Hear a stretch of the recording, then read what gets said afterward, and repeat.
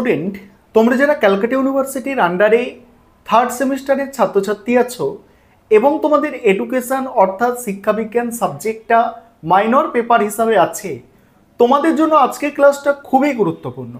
আজকের ক্লাসে তোমাদের 100% কমনযোগ্য লাস্ট মিনিট সাজেশন নিয়ে আলোচনা করব।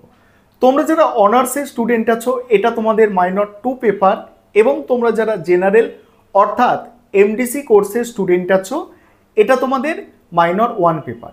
তোমরা জানো যে তোমরা যে সিলেবাসে পরীক্ষা দিচ্ছ থার্ড সেমিস্টারে, সেই সিলেবাসে অলরেডি প্রথম সেমিস্টারের ছাত্রছাত্রীরা মাইনর এডুকেশন সাবজেক্টে পরীক্ষা কিন্তু দিয়েছে।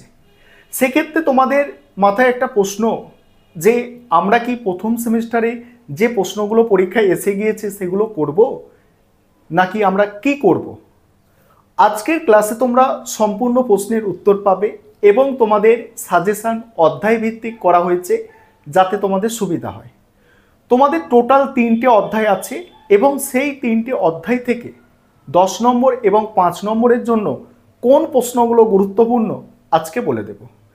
তার আগে তোমাদের কোয়েশ্চেন প্যাটার্নটা একটু মনে করিয়ে দিই। তোমাদের মাইনর এডুকেশন সাবজেক্ট 75 মার্কসের পরীক্ষা, 3 ধরনের প্রশ্ন দেখতে পাচ্ছ। 10 নম্বরের প্রশ্ন 3টে লিখতে হবে, 5 নম্বরের প্রশ্ন 5টা, 2 নম্বরের 10টা, 2 নম্বরের 10টা অর্থাৎ ছোট প্রশ্ন, এসএকিউ টাইপ প্রশ্ন। এই হচ্ছে তোমাদের কোয়েশ্চেন প্যাটার্ন।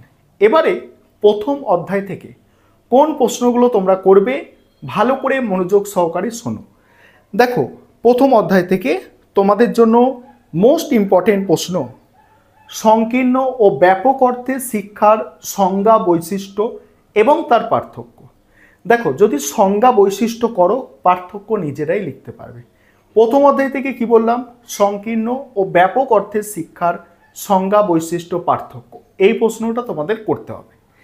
দ্বিতীয় গুরুত্বপূর্ণ প্রশ্ন, শিক্ষার লক্ষ্য সম্পর্কে ডেলর কমিশনের গুরুত্ব আলোচনা করো বা ডেলর কমিশনের 4টি স্তম্ভ। কি বললাম? শিক্ষার লক্ষ্য সম্পর্কে ডেলর কমিশনের গুরুত্ব বা ডেলর কমিশনের 4টি স্তম্ভ আলোচনা করো। মোস্ট ইম্পর্টেন্ট প্রশ্ন তোমাদের জন্য প্রথম অধ্যায়ের। 3 নম্বর প্রশ্ন, প্রকৃতিবাদের মূল নীতিগুলি কি কি, প্রকৃতিবাদের প্রভাব আলোচনা করো। এই 3টে প্রশ্ন তোমাদের জন্য মোস্ট ইম্পর্টেন্ট প্রথম অধ্যায় 10 নম্বরের জন্য। আর প্রয়োগবাদ বলতে কি বোঝো? প্রয়োগবাদের মূল নীতি, এই প্রয়োগবাদ সম্পর্কে প্রশ্ন প্রথম সেমিস্টারে মাইনর 1 পেপারে এসে গিয়েছে, তাই প্রয়োগবাদ আর বড় প্রশ্ন তোমাদের করতে লাগছে না। এবারে প্রথম অধ্যায় থেকে 5 নম্বরের যে প্রশ্নগুলো করবে, ডেলর কমিশনের যে 4টে স্তম্ভ, এটা বড় প্রশ্ন করলে একটা সুবিধা কি জানো? এখান থেকে ওই 4টে স্তম্ভ যেগুলো আছে, জ্ঞান অর্জনের শিক্ষা, কর্মের জন্য শিক্ষা, একত্রে বসবাসের শিক্ষা, প্রকৃত মানুষ হয়ে ওঠার শিক্ষা, এগুলো এক একটা টিকা আকারে আসতে পারে 5-এ, সেটাও তোমার তৈরি হয়ে যাচ্ছে।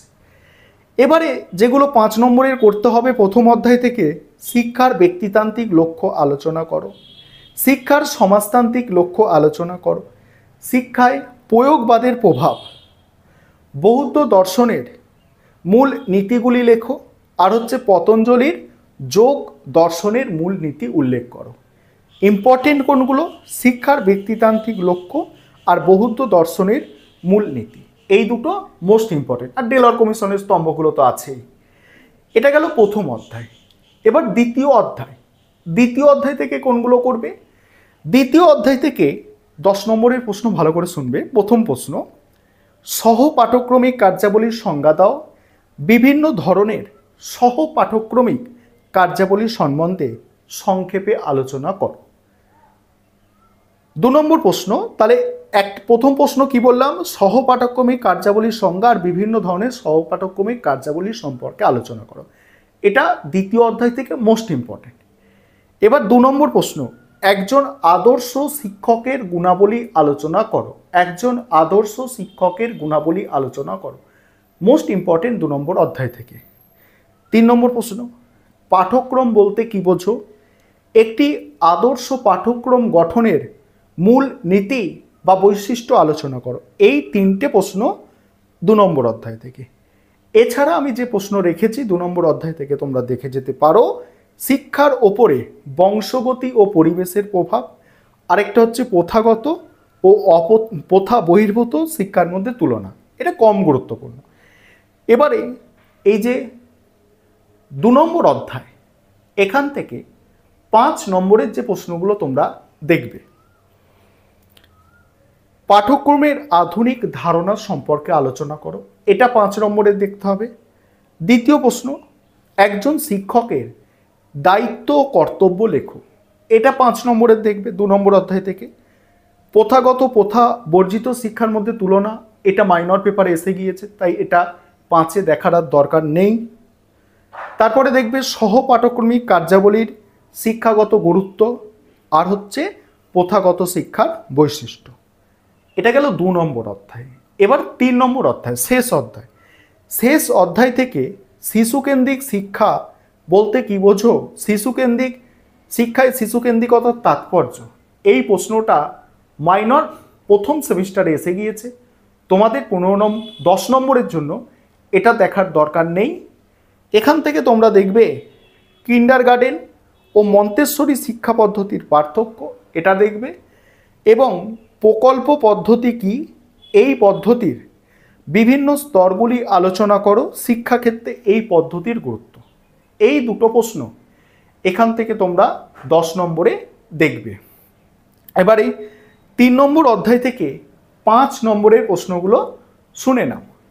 খেলা ও কাজের মধ্যে পার্থক্য, তারপরে আছে শিক্ষায় প্রজেক্ট পদ্ধতির গুরুত্ব, তারপরে প্রকল্পের বৈশিষ্ট্য আলোচনা করো, তারপরে শিশুকেন্দ্রিক শিক্ষার বৈশিষ্ট্য, মন্তেশ্বরী শিক্ষার বৈশিষ্ট্য, কিন্ডারগার্টেন শিক্ষা ব্যবস্থার বৈশিষ্ট্য।